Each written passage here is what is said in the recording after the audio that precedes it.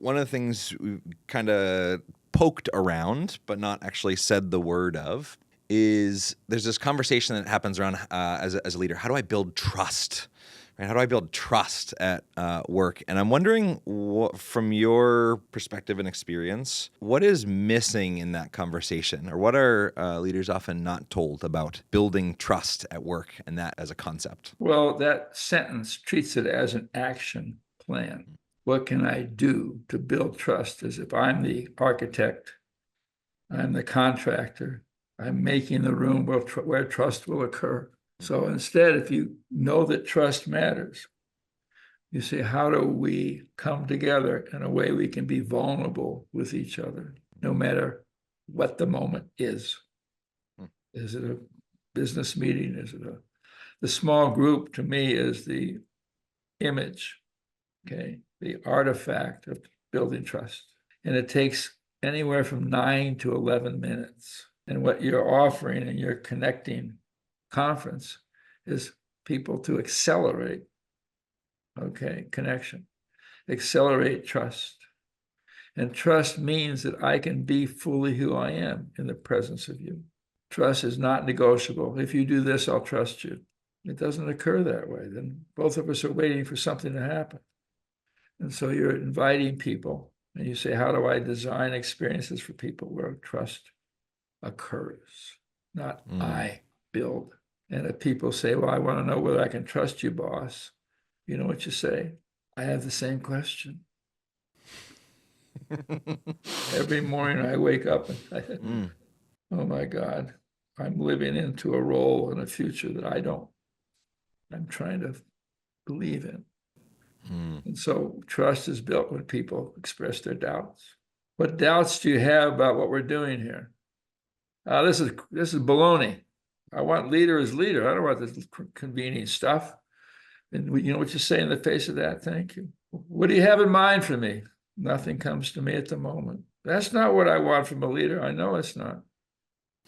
Thank you. Don't go. Break into small groups. I didn't come here for that. I want to know what you think and where we're headed. I know you do. Now break into small groups. I know it's not what you came for. And I'm not interested in your expectations. They're too low.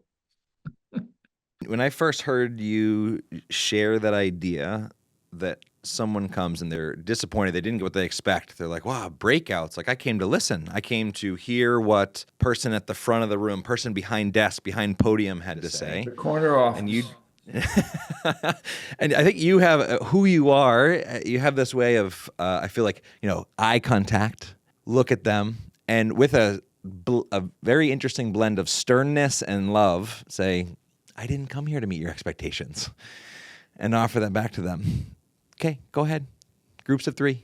Yeah, but don't leave. But don't leave. Interesting. Okay, we need you in the room. And if you don't want to answer the question, just pass. But we need you in the circle. We need doubt. And then you ask questions like, what's the no you've been postponing? As soon as I answer that question, I'm doomed. Because that question treats me as an agent. You say, what's the culture you're trying to build? A culture where people feel as agents for the well-being of the baseball team, the business, the classroom.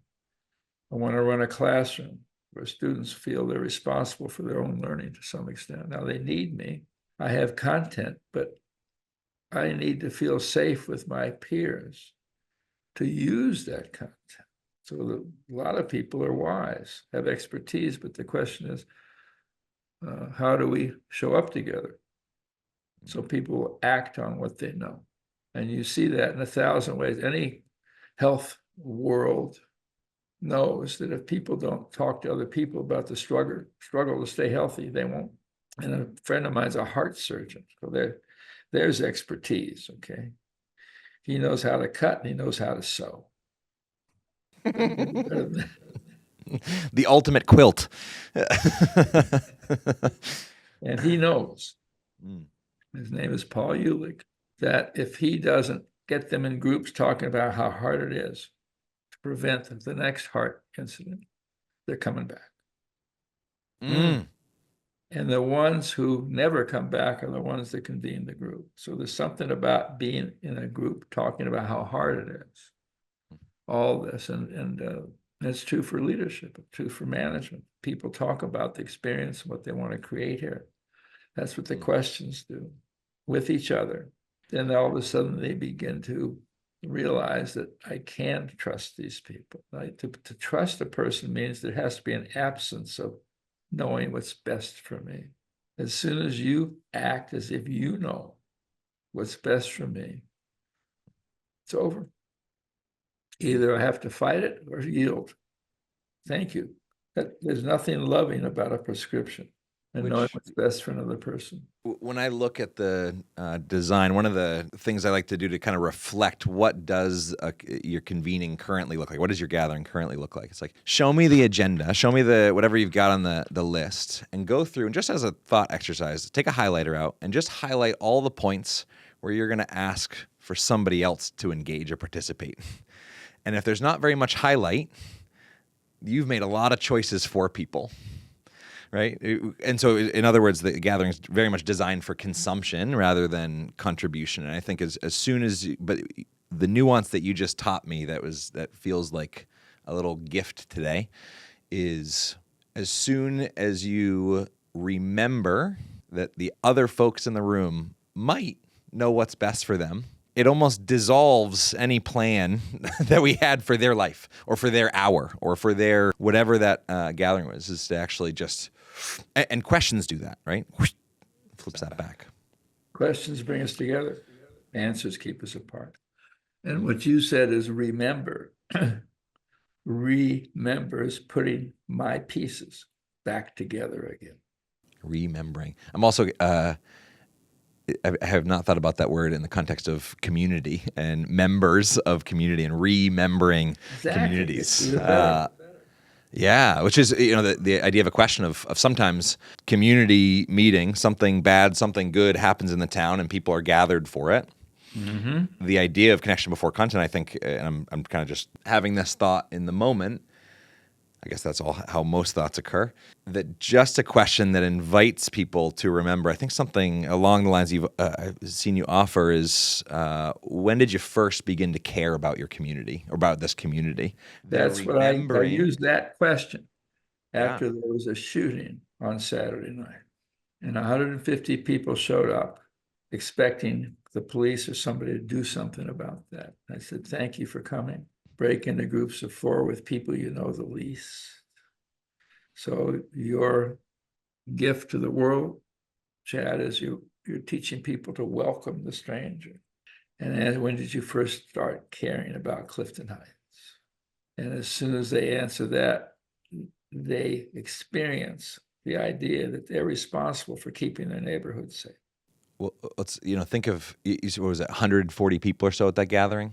Mm-hmm. 140 people. How many of those people came with a finger pointed at police, pointed at something, someone? And as soon as you're in a group with 3 other people, how terribly awkward, just metaphorically, would it be to point at somebody in a group of 3? So it's, you're turned in a little bit. And the police, I said, please join as a member.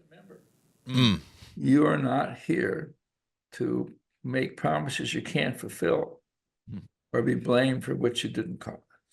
So I'd love to show you something, show you your own work in a minute, and do something that I think we'll both. Let me offer one more protocol. Yeah. Part of the experience of ownership is to stop in the middle and say, are you getting what you came for? And that's what a midlife crisis is about. Okay. So I'm 40-something years old. Now what? But let's do it each time we meet. So let me ask you, are you getting what you wanted from this conversation, Chad?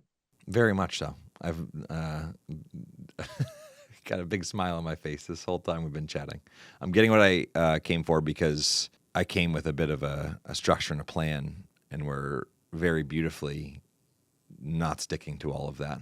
And that's actually what I wanted. Thank you. Okay. And you just check, because then we have time to do something about it. To ask people at the end, how was the conference, is useless. It's totally useless. I'm curious.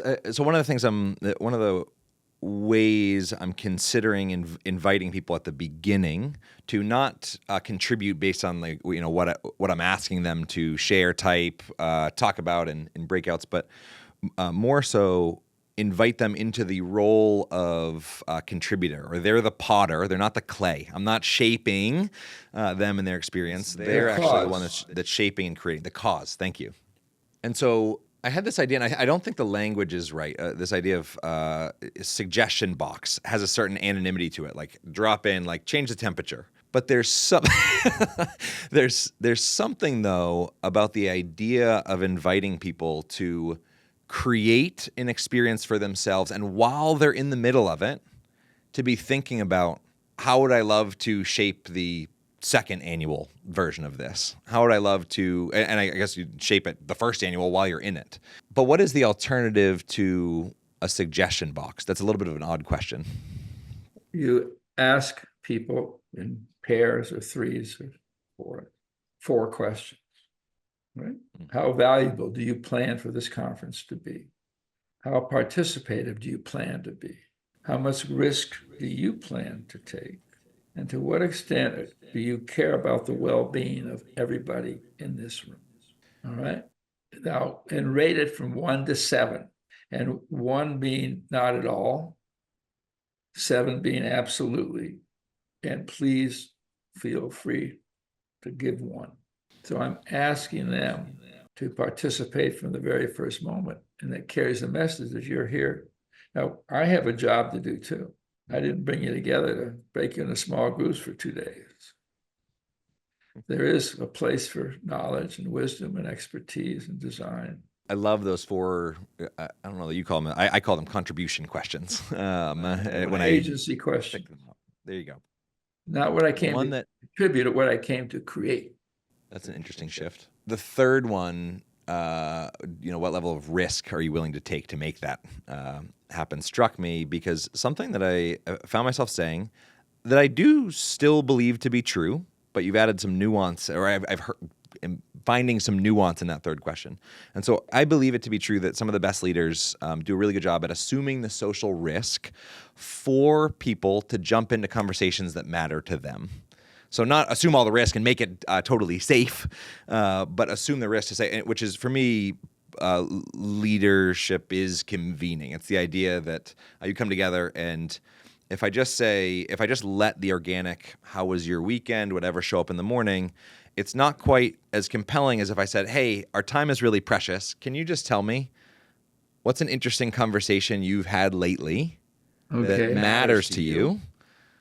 And can we just go around and spend a few minutes, and depending on the meeting size, in small groups, et cetera. But when I have that mindset of the leader is assuming, or facilitator is assuming the social risk in that moment, I don't think it fully honors and highlights and invites people to remember that there is risk in you staying. I want you to stay, but there's risk in you staying. I don't know what's about to happen. We are entering the land of unknown. There's no PowerPoint. Exactly.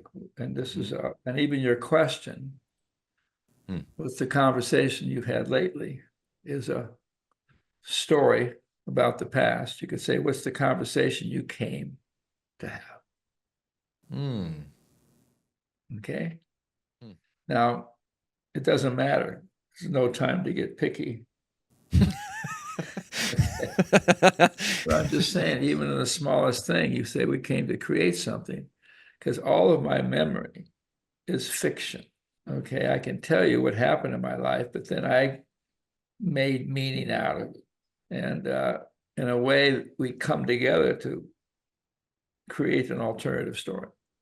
That's what you're doing in the world. That's why you got 500 people interested, because they feel there's something here that I can't find in the typical place.